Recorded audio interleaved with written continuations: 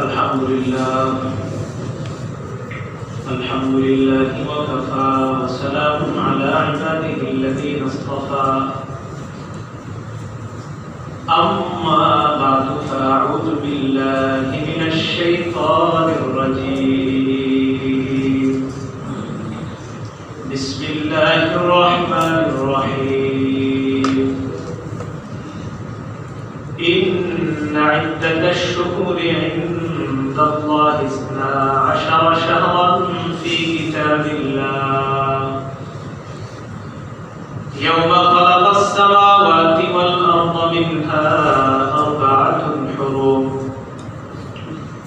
ذلك الدين القيم فلا تظلموا فيهن أنفسكم وقاتلوا المشركين كافة كما يقاتلونكم كافة واعلموا أن الله مع المتقين وعن أبي بكرة رضي الله تعالى عنه عن النبي صلى الله عليه وسلم قال الزمان قد استدار كهيئته يوم خلق السماوات والأرض السنة 12 شهرا منها 4 حرم 3 متواليات ذو القعدة وذو الحجة والمحرم ورجب مضر الذي بين جمادى وشعبان أو كما قال عليه الصلاة والسلام اللهم صل على محمد وعلى آل محمد كما صليت على إبراهيم وعلى آل إبراهيم إنك حميد مجيد اللهم بارك على محمد وعلى آل محمد كما باركت على إبراهيم وعلى آل إبراهيم إنك حميد مجيد بلغ العلا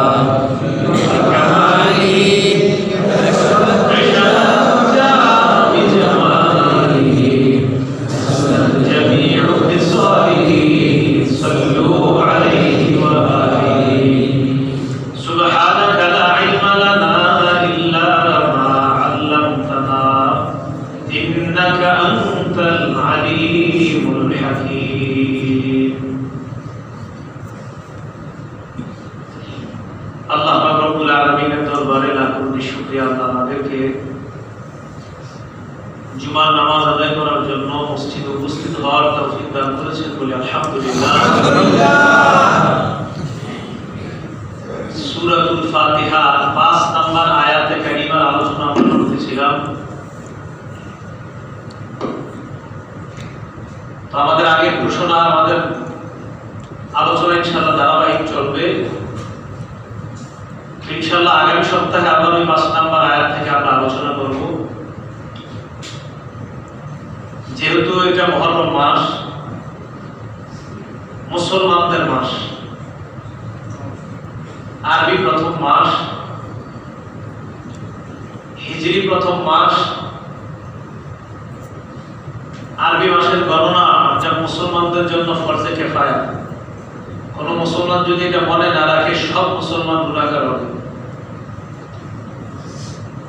কয়েকজন মনে রাখলে সবাইকে আল্লাহ মাফ করে দিবে। এখানে আপনারা যারা বসা, এর মধ্যে বেশিরভাগ শুধু জানেন যে এটা মুহররম মাস, এইটুকুই। কিন্তু এরপরে আছে রবিউল আউয়াল আছে, আর রজব আছে। কিছু বেদাত করা যায় যে মাসগুলোতে এগুলো খুব মনে রাখে। তো উল্টাপাল্টা যে সমস্ত কাজগুলো করতে পারে মুসলমান যে মাসে, এইগুলা আরবি মাস মোটামুটি মুসলমান, তাও সবাই না, কিছু মুসলমান মনে রাখে। আর কিছু মুসলমান আছে যারা আরবি মাসকে হিসাব রেখে প্রতি মাসে 3টা রোজা রাখে, 13, 14, 15, তারা তো মাশাআল্লাহ আরবি মাসের গণনা সবসময় রাখে। আর তাদের কারণে আল্লাহ রব্বুল আলামিন আমাদেরকে গুনাহ থেকে হেফাজত করে।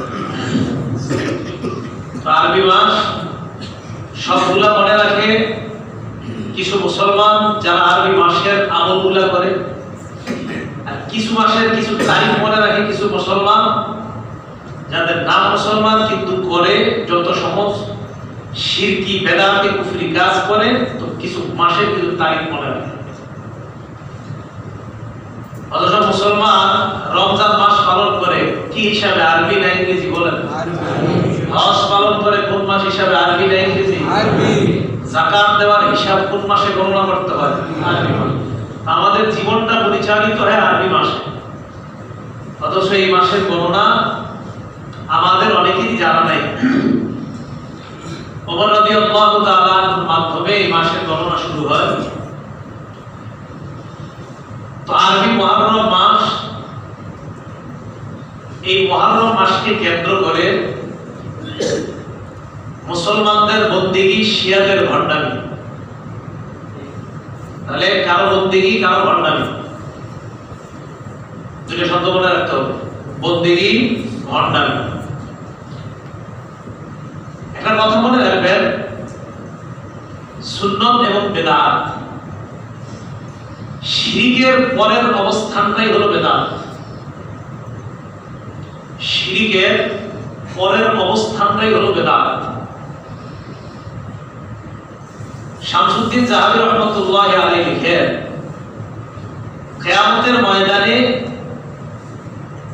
আল্লাহর ইচ্ছা, আল্লাহ যদি হিসাব নেন, অনেকে তো আল্লাহ হিসাব দিবে না, যদি আল্লাহ হিসাব নেন একটা কবিরা গুনাহ জাহান্নামে যাওয়ার জন্য যথেষ্ট হয়ে যাবে। একটা কবিরা গুনাহ। মুমিন যখন কবিরা গুনাহ করে, তখন মুমিন যারা অপকৃত তারা এটা জেনেই করে যে আর এটা কবিরা গুনাহ, আমি ঠিক করতেছি না কাজটা। তো বেদাত যে ব্যক্তি করে, বেদাতে যে ব্যক্তি লিপ্ত হয়, বেদাত কবিরা গুনাহ আর মুমিন যে কবিরা গুনাহ করে, বেদাত কবিরা গুনাহ, অন্যান্য কবিরা গুনাহ আর বেদাত নামক কবিরা গুনাহর মধ্যে পার্থক্য হলো এই, যারা অন্যান্য কবিরা গুনাহগুলো করে তাদের ভিতরে একটা অনুশোচনা কাজ করে, যার কারণে তাদের তওবা নসিব হয়ে যায়। বেদাত নামক কবিরা গুনাহ যারা করে, উলামায়ে কেরামের অভিজ্ঞতা, তাদের ঈমান নসিব হয় না। কেন ঈমান নসিব হয় না? কারণ বেদাত নামক কবিরা গুনাহ যারা করে তারা এটাকে সওয়াবের কাজ মনে করে। এই কারণে তাদের আর তওবার সুযোগ হয় না, কারণ তারা তো মনে করে এটা সওয়াব। এই মুহররমের 10 তারিখে যারা তাজিয়া মিছিল বের করবে, তাদেরকে জিজ্ঞাসা করবেন, তারা বলবে এই দিন সবচেয়ে পুণ্যময় কাজ আমাদের এটাই। এজন্য এটা থেকে তারা কখনো তওবা করবে না, কারণ তারা ভাবতেছে এটা ইবাদতের কাজ। এখান থেকে কখনো তারা তওবা করবে না। আমাদের দেশে যারা মাজার পূজা করে, তাদেরকে জিজ্ঞাসা করবেন, তারা বলবে এটা ইবাদতের কাজ। তো সে বেদাতগুলোর মধ্যে লিপ্ত হয়, ইবাদত মনে করে, তাই তার ঈমান নসিব হয় না। তাহলে অন্যান্য কবিরা গুনাহ আর বেদাত কবিরা গুনাহর মধ্যে পার্থক্য, অন্যান্য কবিরা গুনাহগুলো মুমিনরা করে, অনুশোচনা থাকে, এই জন্য আশা করা যায় তার ঈমান নসিব হয়ে যাবে। বেদাত নামক কবিরা গুনাহ যেহেতু এটা গুনাহ মনে করেই করে না, বরং এটাকে সওয়াবের কাজ মনে করে, তাই তার তওবা নসিব হয় না, আর তার মধ্যে অনুশোচনার তো প্রশ্নই আসে না। আমি কথাটা বুঝতে পারছি? এই জন্য ওলামাদের অভিজ্ঞতা যে বেদাতীদের ঈমান নসিব হয় না, কারণ এটা তো সে বেদাত মনেই করে, সে মনে করে এটা সওয়াবের কাজ। আল্লাহ আমাদেরকে হেফাজত করে। আমিন। মুহররম মাসের করণীয় এবং বর্জনীয়। মুহররম মাসের করণীয় কি? একদম সোজা কথা। মুহররম মাসের করণীয় 10 তারিখে রোজা রাখা। 10 তারিখে কি রাখা? এবার বলতেছি 9 বা 11 আসতেছে আলোচনা। করণীয় বা সুন্নত নবীজির একটাই, সহজ কথা, 9, 10 বা 10, 11 রোজা রাখা, এটাই হলো মুহররম মাসের করণীয়। এই সহজটারে মনে হয় যে কেমন বানায় ফেলে মুহররম মাস। 11 নাম্বার হুসাইনি দালান, এগুলো যদি আপনি যান 10 তারিখ, 9 তারিখ রাতের বেলা আপনার কাছে মনে হবে যে কিয়ামত সংঘটিত হয়ে গেছে বা হচ্ছে, আর যে কি একটা ভয়ঙ্কর পরিস্থিতি মনে হচ্ছে যে হিন্দুদের কোনো পূজা আই ভয়ঙ্কর, একটু পরে প্রতিমা বিসর্জন দেওয়া হবে, না জানি কি হয়ে যাচ্ছে। মুহররমের সুন্নাহ ছিল সহজ, কি রোজা রাখা, এটাকে ভয়ঙ্কর বানিয়ে ফেলে একদল মানুষ।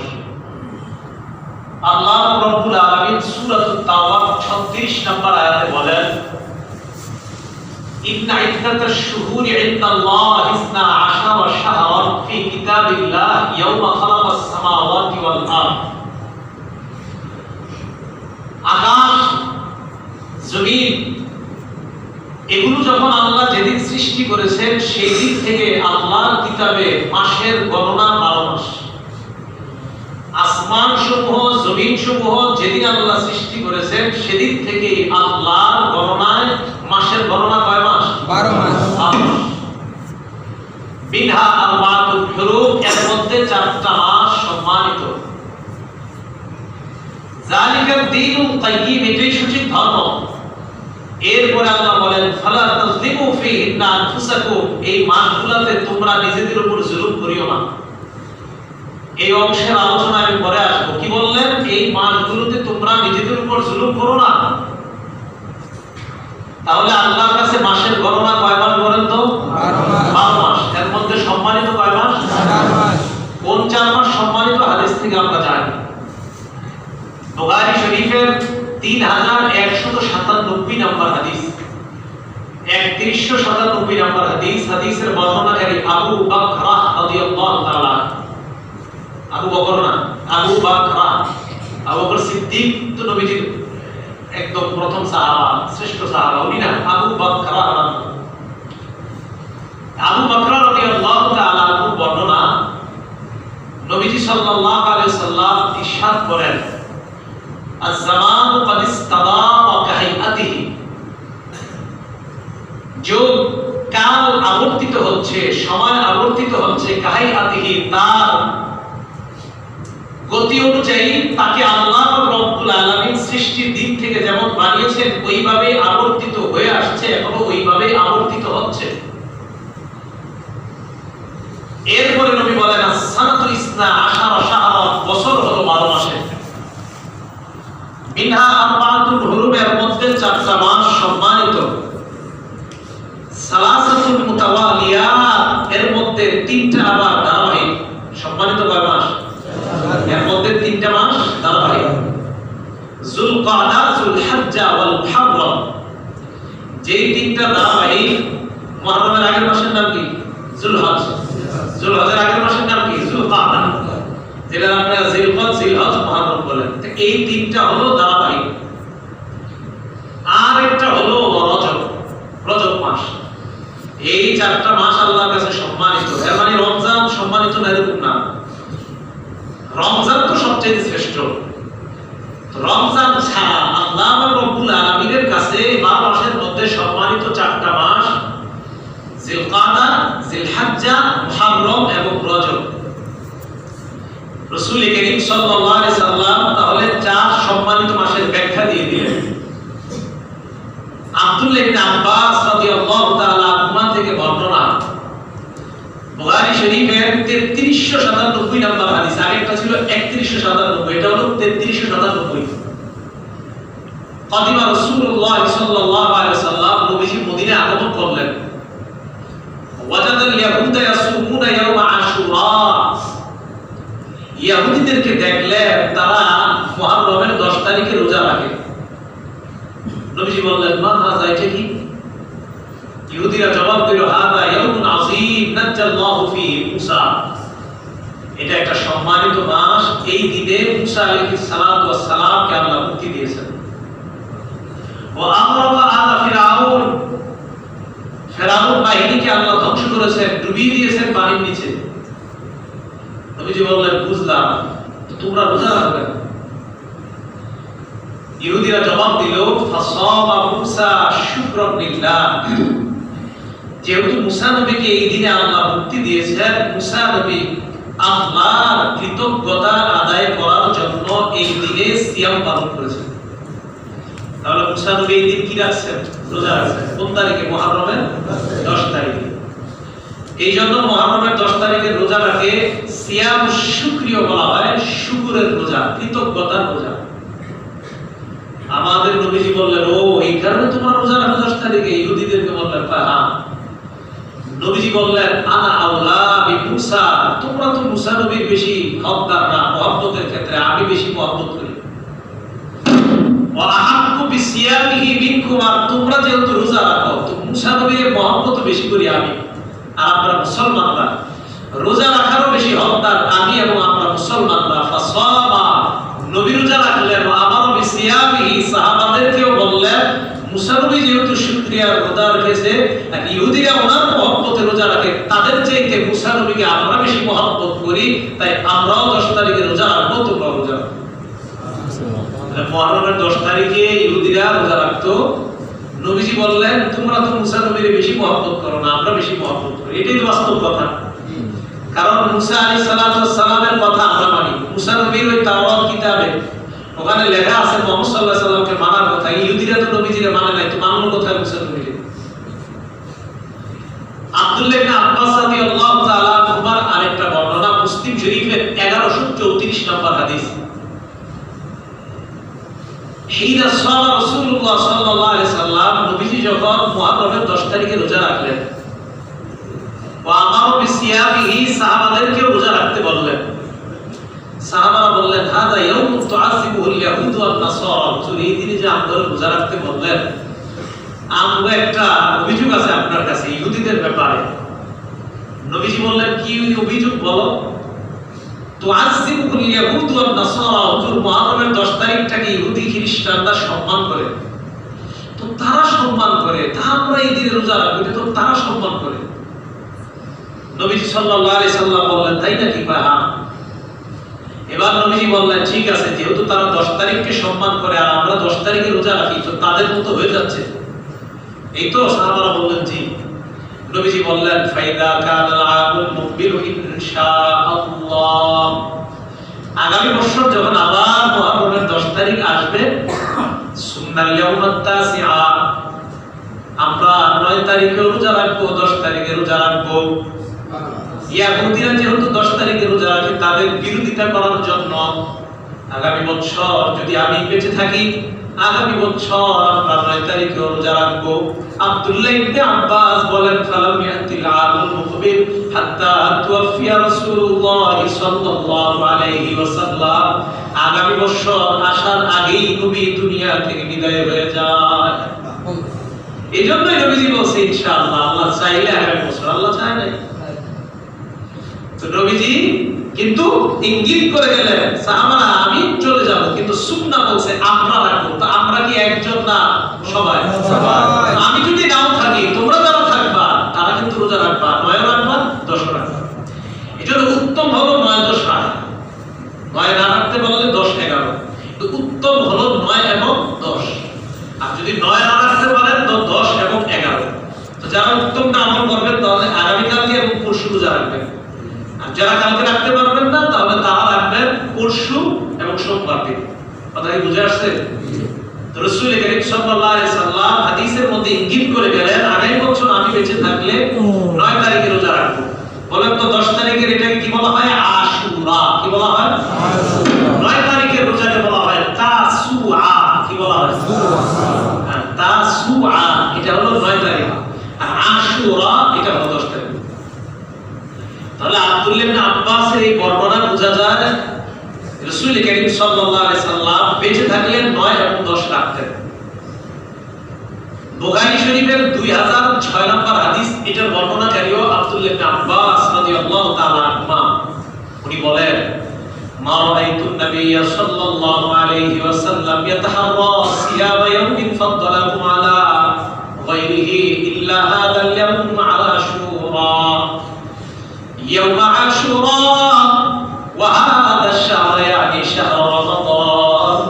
আব্দুল্লাহ ইবনে আব্বাস বলেন, আল্লাহ নবীকে আমি রমজান মাস ছাড়া অন্য মাসে আর মুহররমের রোজা ছাড়া অন্য রোজার ক্ষেত্রে এত গুরুত্ব দিতে আমি দেখি নাই। আব্দুল্লাহ ইবনে আব্বাস বুঝায়, রমজান মাসে যেমন তোমরা পুরো মাস সিয়াম পালন করো, রমজান ছাড়া মুহররমের 10 তারিখের রোজাটা আমি নবীকে দেখেছি অধিক গুরুত্ব দিয়ে। ইবনে আব্বাস বলেন শুধু তাই নয়, সাহাবাদের অন্যান্য বর্ণনায় বোঝা যায় রমজানের রোজা ফরজ হওয়ার আগে আশুরার 10 তারিখের রোজা ফরজ ছিল। কি ছিল? ফরজ। তো যেহেতু ফরজ ছিল, কেউ কেউ বলেছেন কোন কোন সাহাবা তাহলে কত গুরুত্ব ছিল এটা, তো ফরজিয়ত উঠায় না হয়েছে এখন নফল মুস্তাহাব।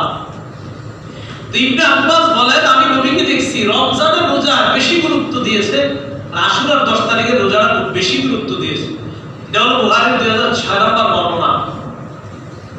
আবু হুরায়রা রাদিয়াল্লাহু তাআলা আনহু বর্ণনা, মুসলিম শরীফের 1163 নম্বর হাদিস। প্রশ্ন করা হলো আইয়ুস সালাতি আফজালু বা'দা সালাতিল মাকতুবা, ফরজ নামাজের পর কোন নামাজটা বেশি শ্রেষ্ঠ? এই প্রশ্ন, ফরজ নামাজ তো সবচেয়ে বেশি শ্রেষ্ঠ, তো এরপরে কোন নামাজটা বেশি শ্রেষ্ঠ? 2 ওয়াইয়ুস সিয়ামি আফজালু বা'দা শাহরি রমাদান, রমজানের রোজা ছাড়া আর কোন রোজা সবচেয়ে শ্রেষ্ঠ? আল্লাহর নবী জবাব দিলেন আফজালুস সালাতি বা'দা সালাতিল মাকতুবা সালাতু ফি জাওফিল লাইল, ফরজ নামাজের পর শ্রেষ্ঠ নামাজ হলো রাতের বেলা তাহাজ্জুদ নামাজ পড়া। রাতের বেলা তাহাজ্জুদ পড়া এটা ফরজের পর শ্রেষ্ঠ নামাজ। ওয়া আফজালুস সিয়ামি বা'দা শাহরি রমাদান শাহরুল্লাহিল মুহাররম, আর রমজানের যে সিয়াম, এই সিয়ামের পর সবচেয়ে শ্রেষ্ঠ সিয়াম, সবচেয়ে শ্রেষ্ঠ রোজা হলো শাহরুল্লাহিল মুহাররম, মুহররম মাসের রোজা, অর্থাৎ মুহররমের 10 তারিখের রোজা। এটা হলো সবচেয়ে শ্রেষ্ঠ রোজা। এটা কেন বললেন নবীজি? আল্লাহর রাসূল বলেন ফিহি ইয়াউম, মুহররম মাসে এমন একটা দিন আছে তা আলা কওমিন, এক শ্রেণীর তওবা আল্লাহ কবুল করে নিয়েছেন। আল্লাহ নবী বলেন ওয়া ইয়াতুবু ফিহি আলা কওমিন আখরিন, কিয়ামত পর্যন্ত মুহররম মাসের ওই দিনে আল্লাহ পাক রব্বুল আলামিন অন্যান্য জাতির তওবা কবুল করবেন। তাহলে এক জাতির তওবা কবুল করেছেন, অন্যান্য জাতির তওবা আল্লাহ কবুল করবেন। তা আমাদের জন্য কিয়ামত পর্যন্ত এই দিনে তওবা করার দরজা খোলা, সেটা হলো মুহররম মাসের 10 তারিখে। তো সেদিন তওবা করবেন আপনারা, যাতে যত বেশি তওবা করা। কিন্তু তওবার পরিবর্তে ওই দিন কি করা হয়? এত বেশি গুনাহ করা হয়। তওবা যদি ওর জবাব থাকতো তো বলতো আমি তো গুনাহ আছে, ক্ষমা চাই। এত পরিমাণ গুনাহ করা হয়। আল্লাহ আমাদেরকে হেফাজত করেন, আমিন। আবু কাতাদা রাদিয়াল্লাহু তাআলা আনহু বর্ণনা, মুসলিম শরীফের 1162 নম্বর হাদিস। আরেকটা গেল 1163, এটা 1162 নম্বর হাদিস। রাসূল করিম সাল্লাল্লাহু আলাইহি সাল্লাম ওনার কাছে এক ব্যক্তি আসছে। এক ব্যক্তি আসার পর নবীদের কাছে ওই ব্যক্তি আয়েশা আল্লাহ রাসূলকে একটা কথা বললেন, যে কথাটার কারণে নবীজি রাগ হয়ে গেছে। কি বললেন দেখেন, কাইফা তাসুম ইয়া রাসূলুল্লাহ, হুজুর আপনি কিভাবে রোজা রাখেন? প্রশ্ন কি আপনি কিভাবে রোজা রাখেন? এই প্রশ্ন কেন করছে জানেন? যে ব্যক্তি করছে উনি বিয়ে করছে, বুখারীর আরেক বর্ণনায় আছে তার কথা। বিয়ে করার পর বিবির কাছে যায়, কি করে? সারা রাত নামাজ পড়ে, দিনের বেলা রোজা রাখে। এক পর্যায়ে বিবি অভিযোগ করছে যে আল্লাহ আমার বাপ আমার কার সাথে বিয়ে দিয়েছে, যার চেহারা রাতেও দেখি না দিনেও দেখি না। ওনার বাপ এসে নবীজির কাছে অভিযোগ করলেন। তো ওই ব্যক্তি এসে নবীজির বললেন হুজুর আপনি কিভাবে রোজা রাখেন? ওই সাহাবার ধারণা ছিল আল্লাহর নবী মনে হয় সারাদিন রোজা রাখে আর সারা রাত খালি নামাজ পড়ে। তো নবীজির এসে বললেন কাইফা তাসুম ইয়া রাসূলুল্লাহ, হুজুর আপনি কিভাবে রোজা রাখেন? আর নবীজি ওর ব্যাপারে আগেই শুনছেন, শোনার পর কতবার রাগ হয়ে গেছে। হযরত ওমর তাকে দেখলেন আল্লাহর নবী প্রচন্ড রাগ হয়ে গেলেন। রাগ হওয়ার পর হযরত ওমর বললেন রাদিনা বিল্লাহি রাব্বাহু ওয়া বিল ইসলামি দীনাহু ওয়া বি মুহাম্মাদিন নাবিয়্যা। নিজেই ওমর বলতেছে, নবীজি কিছু বলে না। এইজন্য ওমরের মেজাজ ছিল নবুয়তি মেজাজ, খালি আল্লাহ ওনারে নবী বানাই নাই, কিন্তু আমাদের নবীজি বলছেন আমার পরে আল্লাহ তাআলা নবী বানাইলে ওমর কি বানাইবে? উনি নবুয়তি মেজাজ বুঝতেন। এজন্য আলেমদের মেজাজও আপনি বুঝতে হবে। সময় অসময় আপনারা এমন প্রশ্ন করেন ওলামায়ে কেরামকে, ওই যে মেজাজ বুঝেন না, হ্যাঁ? মাস্টার্স করছেন, ডিগ্রি করছেন, সব করছেন, এরপর এটা বুঝেন না একজনকে কখন প্রশ্ন করতে হবে আর কখন না করতে হবে। সারাদিন জিন্দেগি আপনি বললেন তো নবীকে প্রশ্ন করছে ওই যে সময় বুঝে নাই প্রশ্নটা করে রইছে হযরত ওমর বুঝতে পারলেন নবীজি তো রাগ হয়ে গেছে এখন কি করা তো ওমর নবীজির কিছু কথা নিজে নিজে কইতেছে রাদিনা বিল্লাহি রাব্বা আল্লাহকে রব হিসাবে পেয়ে আমরা সন্তুষ্ট সুবহানাল্লাহ সুবহানাল্লাহ নিজে নিজে বলতেছে ওয়া বিল ইসলামি দীনা ইসলামকে ধর্ম হিসাবে পেয়ে আমরা সন্তুষ্ট ওয়া বি মুহাম্মাদিন নাবিয়্যা আল্লাহর নবীকে মুহাম্মদ সাল্লাল্লাহু আলাইহি ওয়াসাল্লামকে নবী হিসাবে পেয়ে আমরা সন্তুষ্ট সুবহানাল্লাহ আল্লাহর নবীও শুনতেছে কিন্তু কিছু বলে না নিজে নিজে বলতেছে এবার ওমর বললেন আউযু বিল্লাহি মিন গাদাবিল্লাহি ওয়া গাদাবি রাসূলিল্লাহ আল্লাহর কাছে আশ্রয় চাই আল্লাহ তোমার রাগ তোমার গুসা থেকে তোমার কাছে আশ্রয় চাই আর তোমার নবীর রাগ থেকে তোমার কাছে আশ্রয় চাই কি বললেন আল্লাহ তোমার রাগ থেকে আশ্রয় চাই তোমার কাছে সাথে সাথে এটাও বললেন আল্লাহর নবীর রাগ থেকেও আল্লাহর কাছে আশ্রয় চাই নবীজির লক্ষ্য করে কিন্তু বলেন নিজে নিজে বলতেছে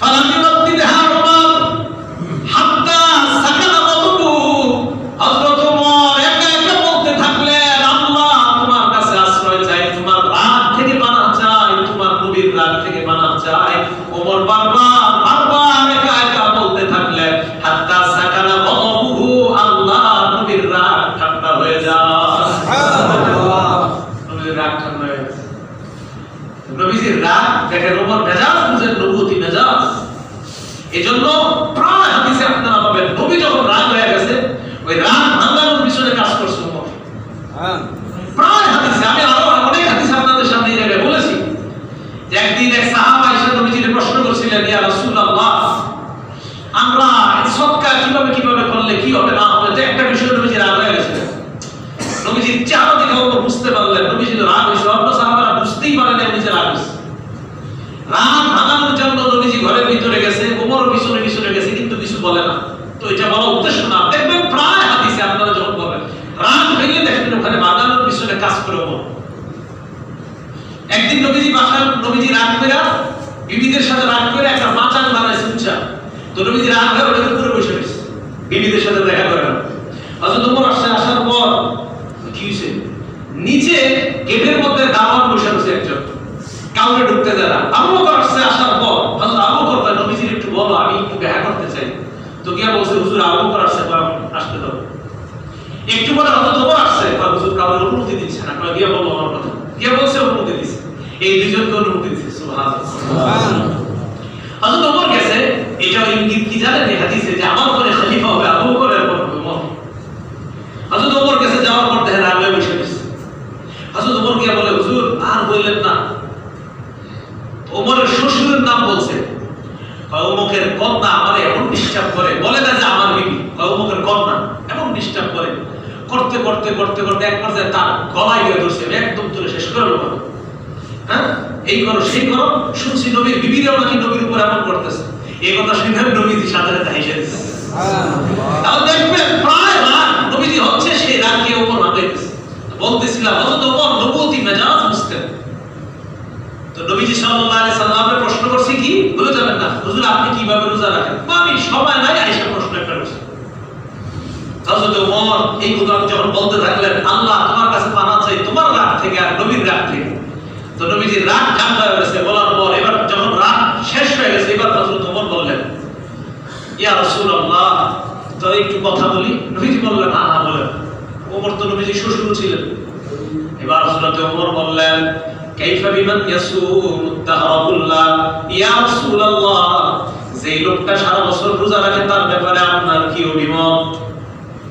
আল্লাহ নবী বললেন লা সামা ওয়ালা আফতারা এই ব্যক্তি রোজা রাখে নাই রোজা ভাঙেও নাই কি জবাব দিলেন এই ব্যক্তি রোজা রাখে নাই রোজা ভাঙেও নাই তবে সারা বছর যদি কেউ রোজা রাখে এটা নাজায়েজ না কিন্তু নবীজি হাদিস দ্বারা এটা কিন্তু উৎসাহিত করেছেন এটা নিরুৎসাহিত করেছেন এটা ঠিক না তো কি বললেন সে সারা বছর রোজাও রাখে নাই আবার রোজা ভাঙেও না এরকম একটা শব্দ বললেন এবার হযরত ওমর বললেন ওয়া কাইফা মান ইয়াসুমু ইয়াওমাইনি ওয়া ইফতিরু ইয়াওমা ইয়া রাসূলুল্লাহ কেউ যদি টানা দুই দিন রোজা রাখে আবার একদিন না রাখে আবার দুই দিন রোজা রাখে আবার একদিন না রাখে আল্লাহর নবী বলেন কয়তি যালিকা আহাদ এরকম ক্ষমতা কারো আছে নাকি তার মানে এটাও নবীজি উৎসাহিত করতেছেন না, এরকম কেউ সামর্থ্য রাখে না, তার মানে বুঝা গেল ঠিক না। হযরত ওমর এই কথা বলার পর বললেন, ইয়া রাসূলুল্লাহ ওয়া কাইফা মান ইয়াসুমু ইয়াওমান ওয়া ইফতিরু ইয়াওমান, তার ব্যাপারে আপনার কি অভিমত যে একদিন রোজা রাখে আবার একদিন রোজা ভাঙে, মানে একদিন পর পর রোজা রাখে?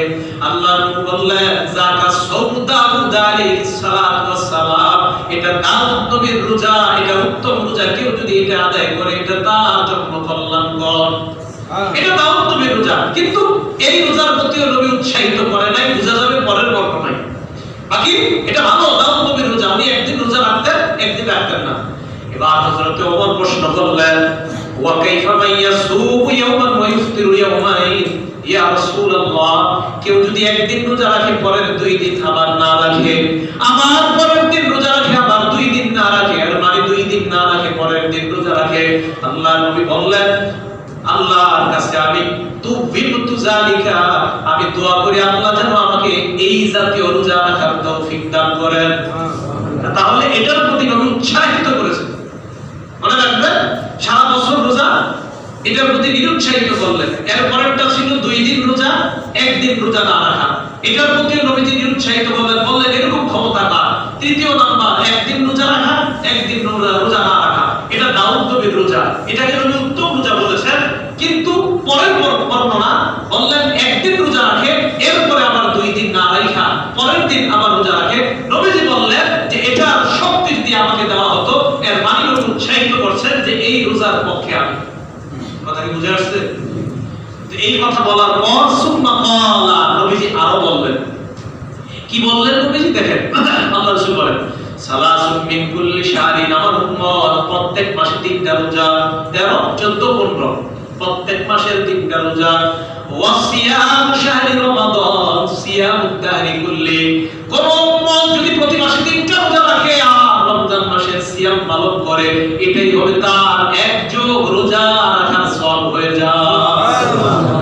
এটি তার জন্য যুগের পর যুগ রোজা রাখার সওয়াব। আল্লাহর হাবিবের পরে বললেন, ওয়া সিয়ামু ইয়াউমি আরাফা আহতাসিবু আলাল্লাহি আন ইউকাফিরা আস-সানাতাল্লাতী ক্বাবলা ওয়াস-সানাতাল্লাতী বাদা, আরাফার রোজার ব্যাপারে আল্লাহর কাছে আমার আশা, আগের এক বছর এবং সামনের এক বছরের গুনাহ আল্লাহ মাফ করে দেন। ওয়া সিয়ামু ইয়াউমি আশুরা, আশুরা এর মানে 10ই মুহররমের রোজার ব্যাপারে আমার আশা, আহতাসিবু আলাল্লাহ আন ইউকাফিরা আস-সানাতাল্লাতী ক্বাবলা, পূর্বের এক বছরের গুনাহ আল্লাহ মাফ করে দেন। এটা নবীজি শেষে বললেন যে আশুরা রোজার ব্যাপারে আমার আশা, আগের এক বছরের গুনাহ আল্লাহ মাফ করে দেয়। তা আপনাদের মাঝে আগের এক বছরের গুনাহ যদি এরকম কারো না থাকে তো তার দরকার নাই, আর যদি থেকে থাকে তো মুহররমের 10 তারিখের রোজাটা আমিও রাখবো ইনশাআল্লাহ। আপনাদের উৎসাহিত করতেছি, আপনাদের সকলকে আল্লাহ আমাকে সহ রাখার তৌফিক দান। আমিন। তাহলে এটা হলো 10 তারিখের রোজার ব্যাপারে নবীজি বললেন যে আমার আশা আগের এক বছরের গুনাহ মাফ করে দেয়। এটা হলো মুসলিম শরীফের 1162 নাম্বার হাদিস। আর আমি বারবার বলি, মুসলিম শরীফের হাদিস কেউ মোবাইলের অ্যাপসের সাথে মিলাইতে যাবেন না, অন্যটি মিলাবেন, অন্যগুলা মিলবে, কিন্তু মুসলিম শরীফের হাদিস মিলবে না। মুসলিম শরীফের হাদিস মিলার না মিলার একটা কারণ আছে। ইমাম মুসলিম কম্পিউটারের মতো একসাথে একের পর এক একই বর্ণনা বারবার এনেছেন।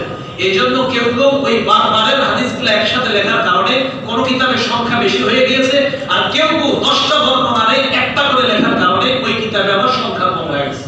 কথা কি বুঝে আসছে? মানে একই হাদিস বারবার আছে, এইজন্য অনেকে বারবারের হাদিসগুলো আনে। আবার অনেকে কি করছে, ওই 10টা হাদিসকে একটার মধ্যে দিয়ে দিয়েছে, এইজন্য সংখ্যা তাদেরটার মধ্যে কম হয়ে গিয়েছে, আর যারা ওই বারবারের হাদিসগুলো উল্লেখ করেছে তাদের মাঝে বেশি হয়ে গেছে। তো এইজন্য বলছি মুসলিম শরীফের হাদিসগুলা মূল কিতাবে আপনারা মিলাবেন, ইনশাআল্লাহ সেখানে পেয়ে যাবেন। হযরত আব্দুল্লাহ ইবনে আব্বাস রাদিয়াল্লাহু তাআলা আনহুমা আরেকটা বর্ণনা আমরা দেখি।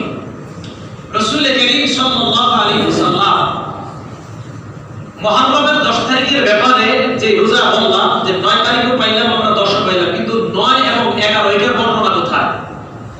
আব্দুল্লাহ ইবনে আব্বাস রাদিয়াল্লাহু তাআলা আনহুর বর্ণনা মুসনাদ আহমদের 2154 নম্বর হাদিস, 2154 নম্বর হাদিস মুসনাদ আহমদের। এই হাদিসের মধ্যে রাসূল করিম সাল্লাল্লাহু আলাইহি ওয়াসাল্লাম বলেন, সুমু ইয়াউম আশুরা, 10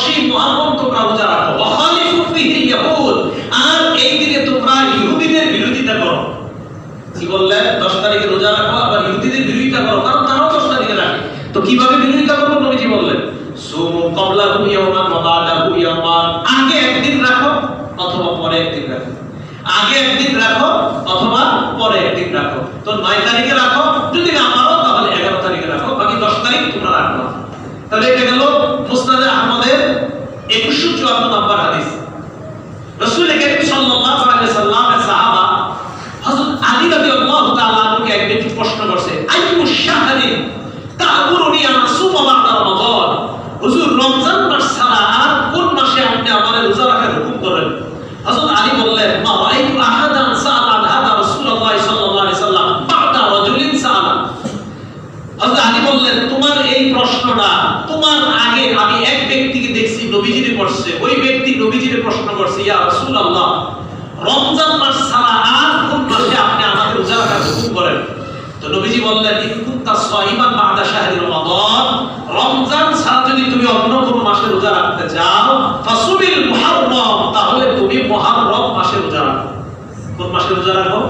মুহাররম মাসে তুমি রোজা রাখো। যদি রমজান মাস ছাড়া অন্য কোন মাসে তুমি রোজা রাখতে চাও, তাহলে মুহাররম মাসে রোজা রাখো।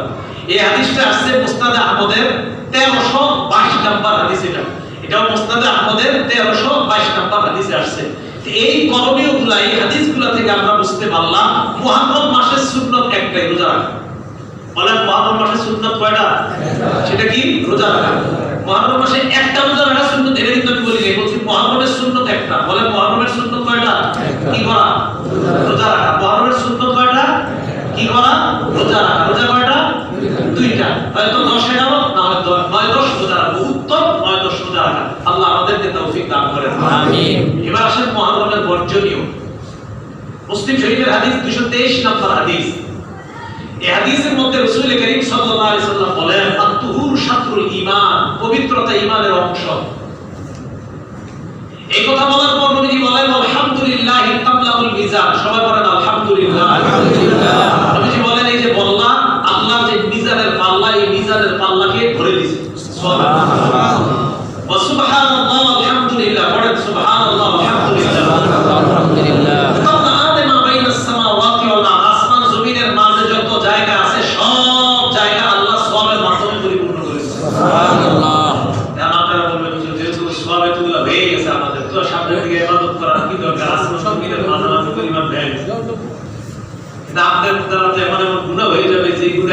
সব শেষ হয়ে যাবে, এমন বেদাত হয়ে যাবে, এমন শিরক হয়ে যাবে, আপনার যারাও থাকবে না, এর দ্বারা সব শেষ হয়ে যাবে।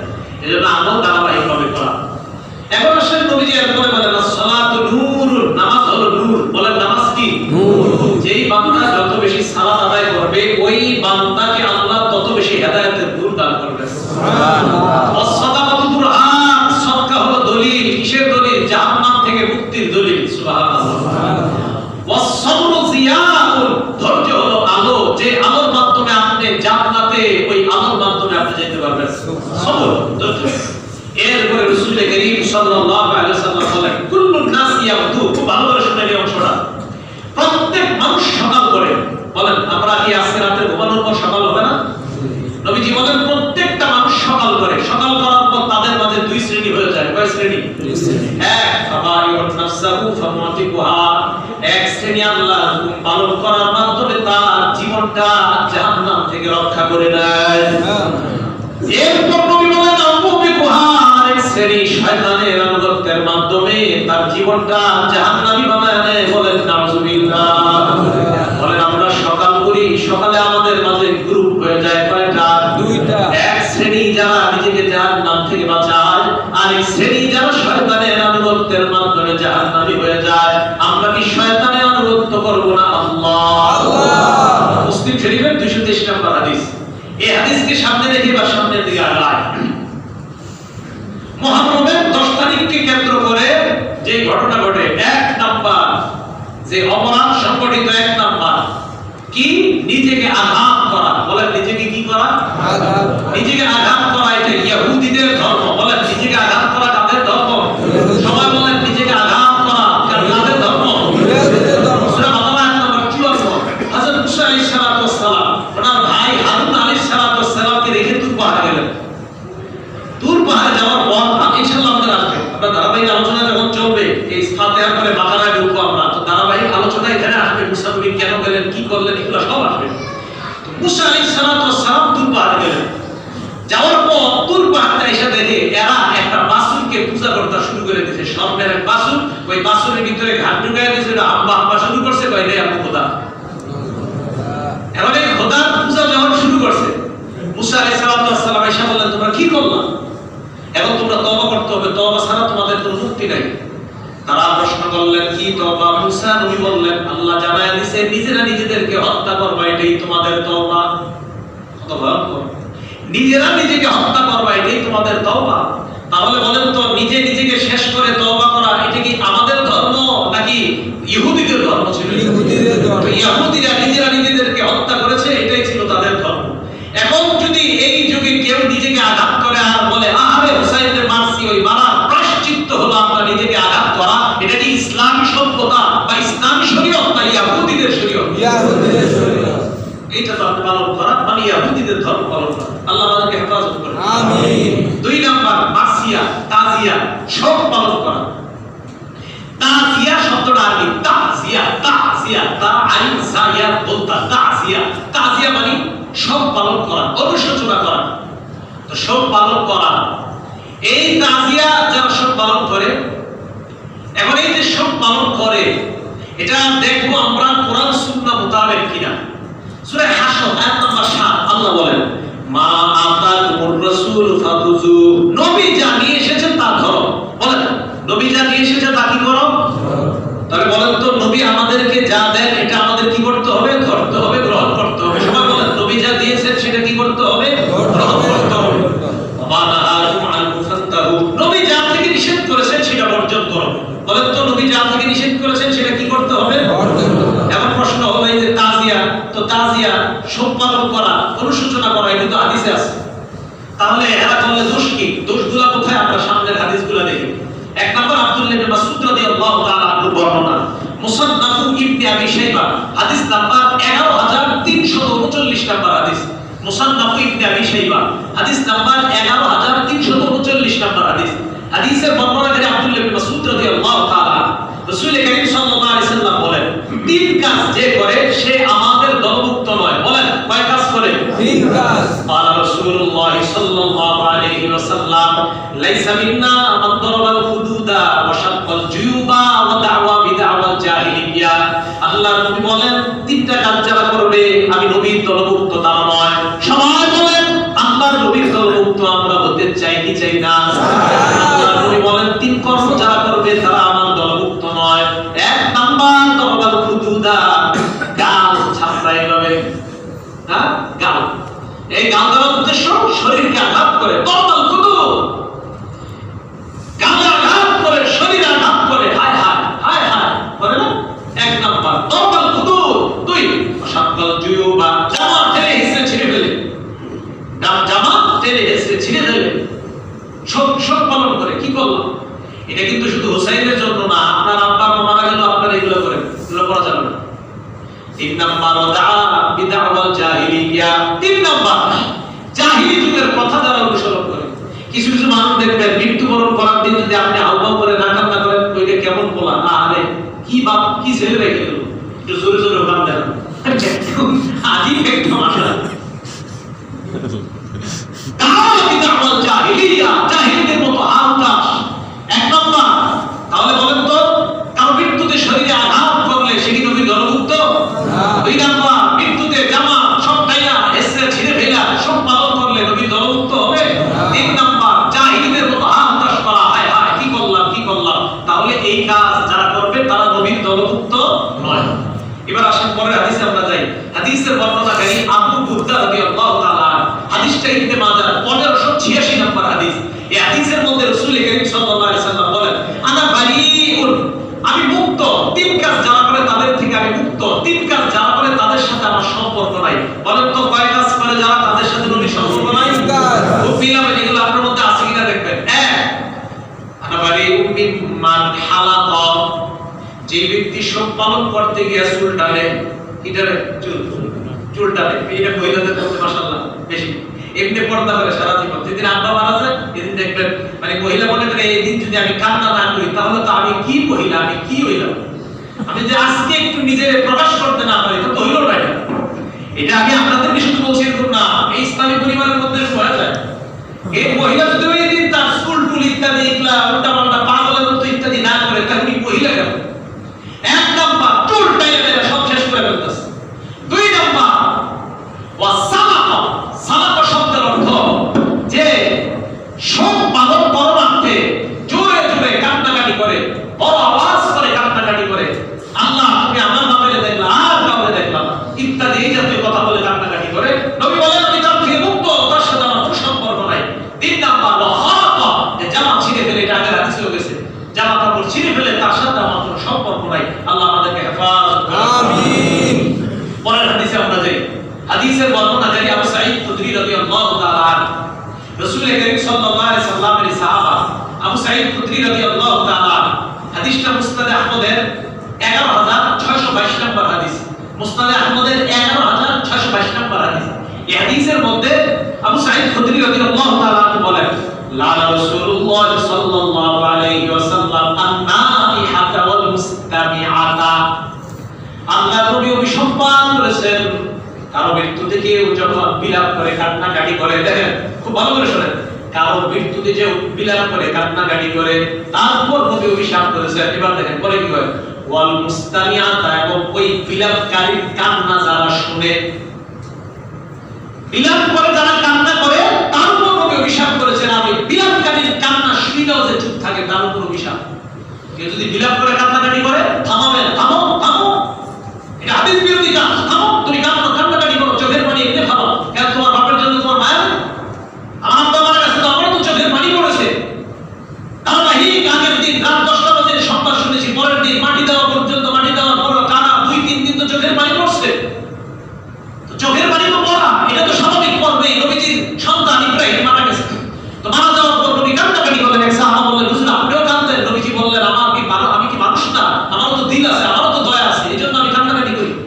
ওই কান্নাটা নবীজির জোরে ছিল না, এটা আওয়াজ ছিল না, এটা ছিল রাসূলের দয়ার কান্না, যেটা অটোমেটিক চোখ থেকে বের হয়ে যাচ্ছে। এটা তো আপনার শোনানো দরকার নেই। কথা কি বুঝে আসছে? হ্যাঁ, এরপরে মুনাজাতে কাঁদবেন, কখন? মাটি দেওয়ার পরে, এরপর আপনি মুনাজাতে কান্নাকাটি করেন।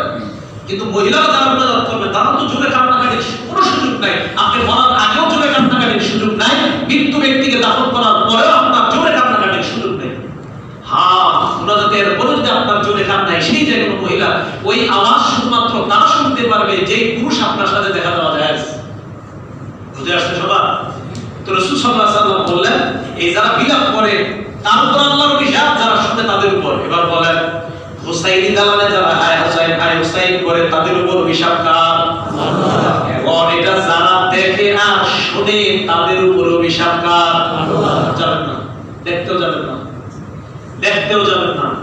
আপনি গেলে তাদের দল ভারী হয়, শয়তানের দল ভারী হয়, দেখতেও যাবেন না। মনে রাখবেন তো, আল্লাহ আমাদের সকলকে হেফাজত করে। আমরা দেখতেও যাব না, কি করে না দেখতেও যাব না। এই দেখতে দেখতে যখন আমরা না যাবো, দেখবেন এগুলো এমনি বন্ধ করবো, বললো কি রে আমি ওই তামাশা দেখতে দিই, মানুষ হয় না, ঘটনা কি? তাহলে তো কমাইতে হবে তামাশা। যখন মুসলমানরা এদের তামাশা ফাইজলামি আর শয়তানি দেখতে না যাবে, এমনি শয়তান ছেড়ে দিবে। শয়তান এদেরকে বলবে আর করিস না, মানুষ তো হয় না। আপনারা যাবেন না, আল্লাহ হেফাজত করুন, আমিন। উম্মে আতিয়া রাদিয়াল্লাহু তাআলা আনহা বর্ণনা, মুসলিম শরীফের 1306 নম্বর হাদিস। রাসূল করিম সাল্লাল্লাহু আলাইহি সাল্লাম আখায আলাইনা রাসূলুল্লাহ সাল্লাল্লাহু আলাইহি সাল্লাম ইনদাল বাইআ। উম্মে আতিয়া ওই যে মহিলা, উনি বলেন নবীজি যখন আমাদের মহিলাদের বায়াত দিয়েছেন, মহিলাদের বায়াত কিন্তু আবার বিশাহারা যারা আছেন ভালো করে শুনেন, আপনি হাতটা এখানে দেন নাই, মুরিদরা আবার ভালো করে শুনেন, বিশাহারের মুরিদরা নবীজি পর্দার আড়াল থেকে মহিলাদের বায়াত দিয়েছেন। তো বলেন ওই সময় আমাদের থেকে নবীজি অঙ্গীকার নিয়েছেন, আল্লাহ নানুহা, আমরা যেন আনুষ্ঠানিকভাবে সব পালন করার জন্য জোরে কান্নাকাটি না করি। আমরা থেকে নবীজি এই অঙ্গীকার নিয়েছেন। এইজন্য সাবধান, আল্লাহ রাব্বুল আলামিন এই বর্ষিয়া তাজিয়া প্রকাশ করার অর্থে জোরে জোরে কান্নাকাটি, ইমাম হুসাইনের মৃত্যুর উপর শোক পালন করে এই গুনাহগার হওয়া থেকে, আর এই জাতীয় গুনাহের যে আয়োজন, এইগুলা থেকে আল্লাহ আমাদেরকে হেফাজত করেন, আমিন। হ্যাঁ, ইমাম হুসাইনের জন্য আপনি কাঁদবেন, কান্না নিষেধ না ইমাম হুসাইনের জন্য। সেটা আপনি কোরআন তেলাওয়াত করেন, করার পর আপনি মুনাজাত করেন, ওনার জন্য কান্নাকাটি করেন, ওনার জন্য আল্লাহর কাছে বলেন, আল্লাহ ইমাম হুসাইনের সেই শাহাদাত, ইমাম হুসাইনের সেই দলের সাথে আমরা শরীক হতে পারি নাই, ভবিষ্যতে যদি এরকম কোনো জিহাদ হয়, এরকম কোনো যুদ্ধ যদি হয়, আল্লাহ ইসলামের জন্য ইমাম হুসাইনের মতো আমরাও যেন নিজেদের উৎসর্গ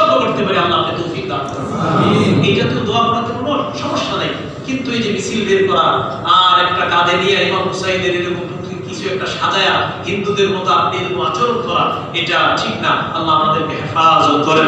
সর্বশেষ বর্ণনা রাসূল করিম সাল্লাল্লাহু আলাইহি সাল্লামের সাহাবা আবু হুরায়রার বর্ণনা, হাদিসটা মুসনাদ আহমদের 10434 নম্বর হাদিস।